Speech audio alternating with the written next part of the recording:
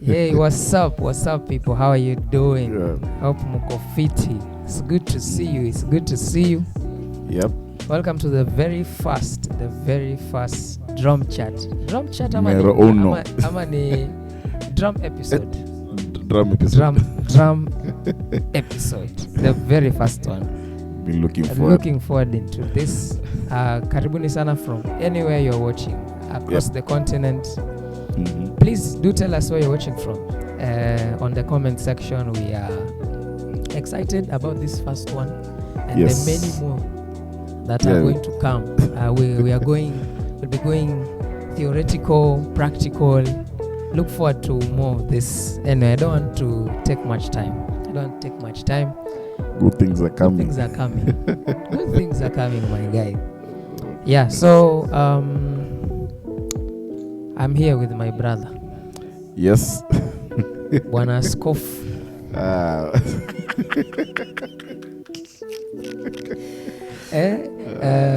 It's a pleasure. It's a pleasure to be with you. He's a dear brother to me. So, Yeah. Introduce yourself. Let the people know who you are. Bro, many. Anyway, karibuni sana. My name is Christian John. I love the Lord. I serve in the praise and worship in church. I'm also a teacher. Yeah. Yeah. Okay. Yeah. All right. And I love playing drums. Love playing drums. Yeah. Most definitely. You need to check him out. You need to check him out in his handles at Who's where? talking? Christian John. Christian John. Yeah. Yes. TikTok, YouTube, TikTok, YouTube. Facebook. At least hauna majina magumu kama sisi. Stage names, do what. Yeah. Anyway, yeah, you can also check me out. Larry McNick on all. TikTok, YouTube, Facebook. Think Twitter maybe. I'm not active on Twitter. Maybe TikTok. Yeah, I'm active on TikTok, YouTube. Facebook wanasemaga ni ya wazee. Man, squeeze. Yeah. But definitely guys, check him out. Huyu jamaa anafanya vitu vingine. Anyway. Nini. Stories za jaba hizi. I'm proud to be his brother. Anyway. Nashukuru. Anyway, that's nice. So why are we doing what we are doing? I think first we love what we do. Yeah, for sure. That is playing drums, that is teaching, meeting new drummers, sharing, and that's why we're here. Yeah, for sure. The things we want to do is because sometimes we don't have maybe time to answer all of you, so we decided to do this, just incorporate everyone. So looking forward. Yeah, because we realized that we cannot reach everybody at the same time, like we used to kitambo. Yeah. Now we've decided to go to the masses, and that is the internet. We can get anyone from there. Yeah, and it's the end thing. I remember us doing some summits some time back. So we are moving with the technology right now. Everybody is moving to the internet. So we are tagging along. So you'll be seeing more of us on the internet. But if you want to see us more privately, that means those are sessions. Those are classes. Anyway, so that's the reason why we're here. We're basically here to share. Yep. That's the whole reason, actually. We're here to share and to learn. And to grow together. That's the main reason we're here. It's all about drums, music, and if there'll be any other agenda after that, we will know as time goes on. And my boss, so they'll tell us what they'll tell us what they want. Feel free to also suggest what you'd like us to talk about on the next one. Definitely. We will consider it to the best of our ability. So, tell us a little bit about your drum journey. Oh my goodness. Well, it's been a journey, like Vilo Mesema. So I bless the Lord because looking back where we are from and where we are right now, back then we didn't have gears, we didn't have place to practice, and even if we had place to practice, tulikuwa kidogo tunapata changamoto. So yeah, but I bless the Lord because right now I'm at the place where I can teach. I have time to also practice and grow and share. Yeah, so that's a short. Interesting. It's funny how the time when we used to have the time, we didn't have the gear, but now we have the gear. We don't have the time. Yeah. But we thank God for also the opportunity to do this. Yeah. Okay. That's nice. Ndio watu wasiseme Christian is being asked a lot of questions. My name is Larry. I love drums. I love music. I love interacting with musicians, drummers at large. They are at the very heart of close to my heart. Yep. And just being able to share the little experience I have is of great joy kwa sababu there are things I wouldn't want some drummers to go through. You know, that those essential things that we are about to get into that every drummer, I wouldn't want every upcoming drummer to go through. But also hata wale ambao wenye wamesonga mbele kama sisi. Those are things I still want to go back and correct. Actually, I still do, you know. So tagging into that, what are the things to consider before Rudiments? You know, because drummers, we like a brand. No, that's a strong statement there. For some drummers, if you say things to consider before the Rudiments, like, wait, what? Yeah.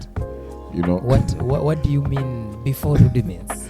Yeah, I think that should be the bread and butter. So the things that we need to consider before Rudiments, and they are very important. And it might sound like, wait, have we skipped some things? Yes. He has said that there are things that he wants to, if he was to relearn, he'll want to, and he's still doing it. Yeah, for sure. So there are things which are very important before Rudiments. Very important. That I think we want to cover in this podcast today. You know, so we go. We can. Let's pick one. Like which one? Okay. Let me take a simple one. Your sitting posture. You know. So let me use that against the Rudiments. Like, your Rudiments will be nothing if your sitting is wrong. Yeah. You know, because it's all about comfort first before anything else. So if you are sitting the wrong way, given time, you'll have some injury. You know, so it might sound stupid, but it's an important thing that, like I said, I'm a teacher. So when I'm teaching my students, including the young ones, I'm really big on your posture. You know. So before I even cover Rudiments, you have to be sitting right, you know, because there's no need of you doing intricate stuff, and then at the end of the session you are tired or you are having some pain. You'll not want to sit on the drum set again. So I am really keen on those things like posture, you know. Something else. The grip, you know, the stick grip, how you hold your stick. Because as a teacher, I'm supposed to obey the biological laws. Like, for example, how your hands were created, there is this movement from the wrist down up. So if you change, there is no way this hand can go down because there's a kind of lock here. For you know. So how you hold your stick and the grip, I'll really check on that also. So maybe you'll ask, okay, where do you gauge the two, like grip and Rudiments? So before you do your paradiddle or double stroke, you know, you have to have the right grip, so that now when you do the notes, okay, you'll get a comfortable note. you know. Sure. So you see, those two already are important than the rudiments. There's no need of you having back pain. There's no need of you having pain on the wrist while trying pain on the fingers. On the fingers, trying to attempt the paradiddle. So there are things to consider, which really make sense. And if I let you insist, you might maybe not want to play the drums again. And one thing also is key to remember is they are very uncomfortable to maintain when you are starting. Having a straight posture when you are sitting comfortably, but the right way. Maintaining that for a while can be a headache. Having your hands on a V shape for a while when you're starting, you can always see that frustration in the student. Do I really have to do this? Like you keep on reminding them. You keep reminding them, well, hold your sticks nicely. The matter they have put their fingers like this, matter they are sitting bent like this. So it's a real struggle. And it calls upon us to practice like the two. It might look stupid, but sometimes I'll make the student sit on the drum set without holding the sticks, and I insist on the straight posture from the back and everything. Then also I'll insist on them holding the stick the right way, and then we just do, like, we call them bounce notes, like you hit, not fast, slow. So now my aim will be the grip. Okay, so something else about the grip is we're not supposed to be tight, you're supposed to be just like the fingers around the stick. Okay, just securing the stick, so that now the stick is a bit free on the fingers. Okay. Another thing with the grip is, now when you're too tight, when you hit the drum, when you hit the drum, you'll get the impact from the stick moving to your hand, So after some time of playing or practicing, you'll start feeling pain and everything. So it's really important. It's really important. So posture, grip are things which you need to consider before rudiments. And they're very important. They're extremely important. What else? Let's think. Okay. Also relaxing. For example, before you came here, I was watching your video. Okay. Let me just take an example of you. There is a way that I am seeing you play, and it will only tell me that you've been doing it for a while, to the point that you're actually enjoying. So you cannot be enjoying when you are stiff or you are, So even as we are teaching, or even as we are sharing with our friends or drummers, we sometimes have to remind them of, you have to relax. The importance of relaxing is you save energy, and also helps in your timing, because one of the qualities of a good drummer is timing. So energy and timing are one of the things that make you sound good. So relaxing, you have to relax. I know it's not easy to multitask and do the intricate things that we are doing, like paradiddles, like the crossover fills. But I am really big on, you have to relax so that you use less energy and you enjoy the drum set, while you are playing. So relaxing is also something which I will consider before rudiments, because when you add being relaxed with the rudiments, then even from where I'm sitting, when I look at you, I'm like, okay, it's sounding good and you look good. Not that you have. I can tell when you are tensed.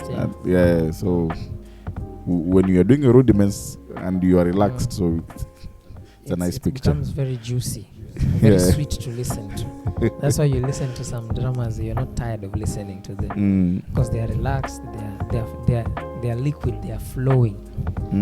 They are flowing. Okay. And also it might bring speed when you are relaxed. it will allow your muscles to be free. Yeah. So you find yourself you're a bit faster than when you are tensed, you know. So yes, we want you to learn the rudiments, but there are things which are very important. I don't know, we can call them the vowels. That's the word. Of drumming, the vowels of drumming. you know. But the essentially we want to tell you that we have to deal with some things before you move to the rudiments, so it will maybe add some shine to the rudiments. I like the example that you like saying when we talk, that the example of before you start driving a car, they tell you to check the mirror, check your seatbelt, check those essential things before you get into the main thing. Yeah, so the checking the mirrors will be your posture, will be your relaxation, will be your grip. Then now the rudiments will be like maybe changing the gear, you know. So we need them, but now there are things that are very important before that. You know, you cannot drive a car that doesn't have a mirror. You've not strapped your belt, you know. So you'll cause an accident. That is exactly what you'll do on the drum kit. You'll cause a lot of accidents. Nice. You'll interrupt the music, you will go out of the beat, you will cause tension in the event, in the recording, or in the service. You'll cause a lot of dangerous accidents that don't have insurance. Drum accidents don't have insurance. If you mess up in a recording, we have to start recording, because drums don't have overdubs. You can't redo drums. You have to, so you have to be saying those are incredibly very important things to consider before we get into the rudiments. So I wish we could be careful on those, and maybe some drummers, when maybe I talk about that, they feel like maybe I'm trying to hide some things, but no, you need those things before you move to the slightly advanced things like rudiments, you know. So also another thing is coordination. That's another thing that I will put before rudiments. For example, I know when you are taught drums, there's somebody who emphasized the part of maybe keeping time with your hi-hat. You know, that has nothing to do with rudiments. You know, it might sound as maybe something which is not important, but now it helps with your timing and it puts some discipline to you, because when you feel like when you are drumming and you're overspeeding, you might not know you're overspeeding, but now having the hi-hat continue will maybe put you in line. You know, so that's something that also is very important. When you have these things, then you add rudiments above this foundation. Oh my goodness. You know, even if you have only one rudiment and you have this base telling you, because you'll agree with me, it's all about how the drummer sounds. It's not about how many rudiments the drummer knows. You know. Bruce Lee said something which is very profound. He said, I don't fear a fighter who has 100 moves and he practices 100 times. But he said, I fear a fighter who has one move and he practices it 100 times. You know, so we have 40 rudiments as drummers. But dangerous drummers are the ones who have like one or two and they know them inside out. So it can be the singles or the doubles, rather than all the 40 and you don't know where to apply them, or even when you apply them, you don't sound good. You know, so that's why I'm saying the most important thing for a drummer is how you sound, not how many rudiments you know. And the things that I've said are going to help you to sound good. Very key. Very absolutely key. Those are things that even intermediate and advanced drummers sometimes do not consider. You understand? Funny thing is, when I watch drum clinics, drum shows of advanced drummers, that we look up to, and we say, this, I'd like to sound like this, I'd like to. When they are usually asked, what do you practice? Most of the time you'll hear them mentioning very basic things. You know, that they are practicing, they are sticking around, they are practicing how to be clean. You can't practice being clean when with a pataflafla. You practice clean when you have simple rudiments that are fluid and you know, it's like when you went to school, they didn't start teaching you sentences. They started with alphabets, and then they made you make words, you know, 3-letter words.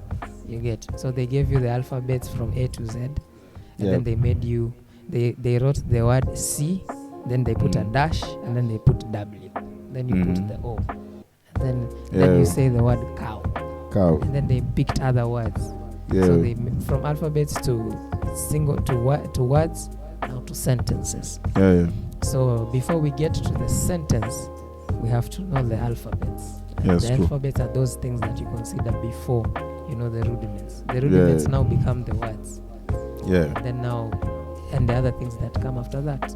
And it's not only rudiments. I think there's a time we talked with you and you said there are drummers who ask you, and most of the questions they ask you is, teach me chops, or explain to me this rudiment. You know, so sometimes you find it hard to answer that question because you don't have the base, which is the thing that you're talking about. Maybe you've seen their sticking is not right, their posture is not right, their grip is not right. When they're on the set, they're not relaxed. You know, so you want to answer the question, but you know there's something which is important than what this guy is asking. You know, so that's why we are saying,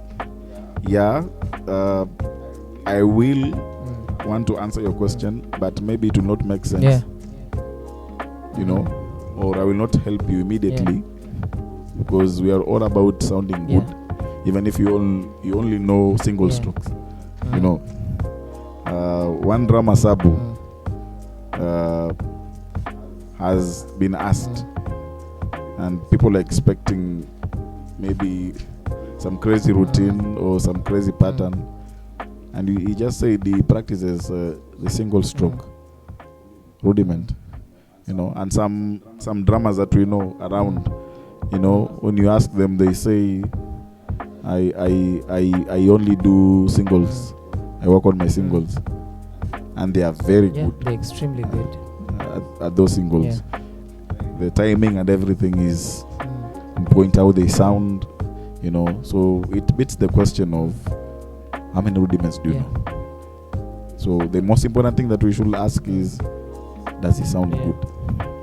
You know, how is his timing? Can you play to a click? You know, so if you're a drummer and you can play to a click,